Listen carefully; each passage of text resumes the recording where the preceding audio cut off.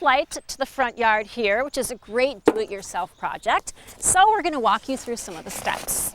What we've got here is the main body, or the lantern that's an LED to supply the light, a photo cell to save power during the daylight hours, and a 10-foot post to supply the height. Now, both the post and the body of our lantern are made of cast aluminum painted black to look like cast iron.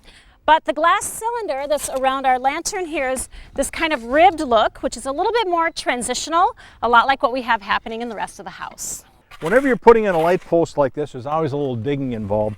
We're going to start with a 16-inch diameter hole, and of course, whenever you're doing that, you always want to contact your local utilities to make sure you're not hitting some underground wiring or gas lines. This is, I think, the worst hole I've ever dug in my life.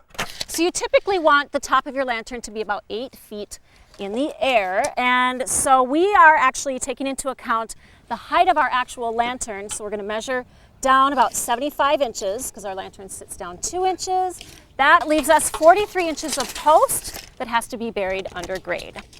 Aluminum is a good all-weather material, but it's not a bad idea to seal up the part of the post that's going down into the concrete to just discourage any kind of corrosion. Now for power, we had our electrician run some 110 cable through some conduit out to the location beforehand so that we would have enough to run all the way up the pole. Before setting the post, we like to drop a little bit of landscape fabric in the bottom of the hole, along with some pea rock or gravel to promote good drainage below the concrete.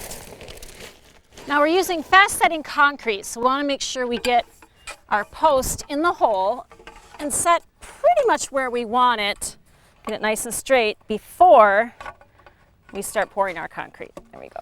Feels like it's leaning towards me, but... Okay, and then slide around this side. Now this fast-setting concrete, you can mix it up in a buggy.